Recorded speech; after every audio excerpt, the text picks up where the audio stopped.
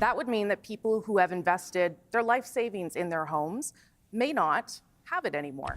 On Thursday, I live streamed the one and only Canadian debate that's in English, and there is one moment from this debate that I want to revisit. So this was the dumbest question of the night. This moment really stood out to me because it shows you oftentimes how journalists try to find two sides to every issue when there is only one side. So here you're going to see journalist Rosemary Barton ask a question to Jagmeet Singh about housing, and watch and listen to how she frames this question.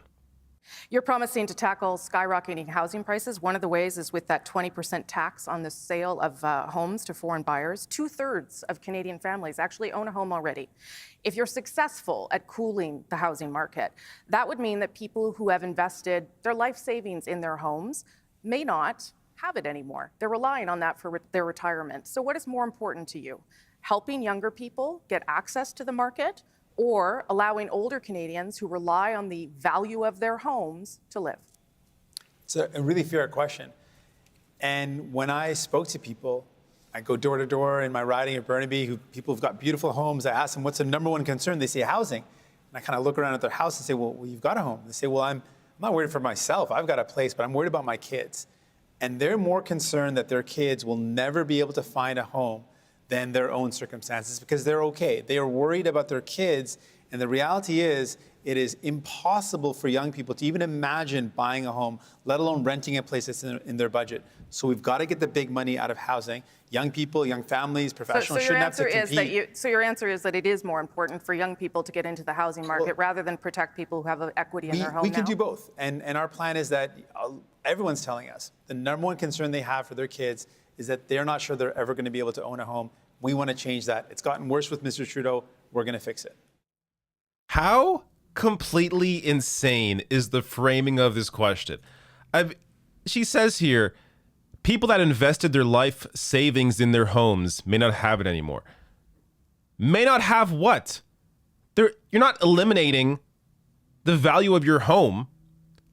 Like, if somebody else is able to afford a house, that doesn't all of a sudden devalue your home. No one's home prices are going down. That is not an issue that anybody is talking about, because it's not an issue.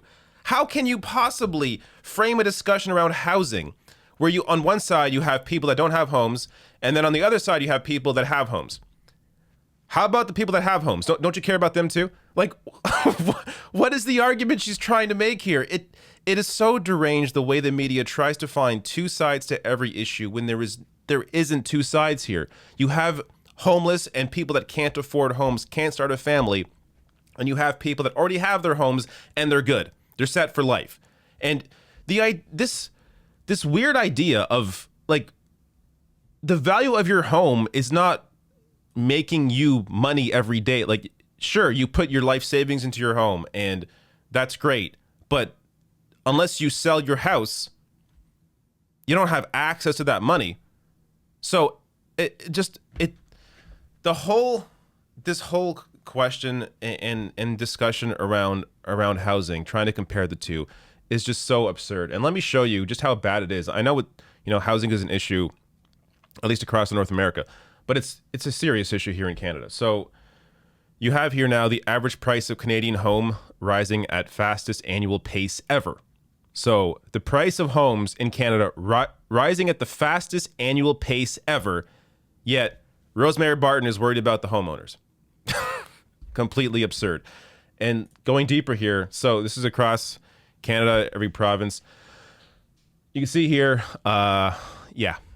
so pretty tough, maybe unless you're in Newfoundland or New Brunswick or Saskatchewan and you're making good money there. Pretty tough, especially if you're in British Columbia, Ontario, to own a home. But showing you just, what's happened over the past year. Check out this. So I can show each province here, and it shows the in February in Quebec, the average home was $341,000, and now it's $418,000. This is as of February. So $418,000. In Ontario, 2020, $693,000. 2021, $864,000. So let's say the value of your house stopped right now. It's not rising anymore. You have already, in 1 year, made 24% back. How can anybody possibly be worried about the homeowners? And every province is like this. So increase here, 22%, increase 24%, increase 14.5%, 8%, 8.5%, 17.1%, 7%, 48.1%. Don't know what's going on in Northwest Territories. But it's absolutely nuts. And this is a serious issue that honestly no party really has a good answer to. You know, you can promise to build more homes. That's going to take years and years and years, whether it's, public housing or whatever it is. Every approach here is going to take much too long to deal with the crisis that is happening right now.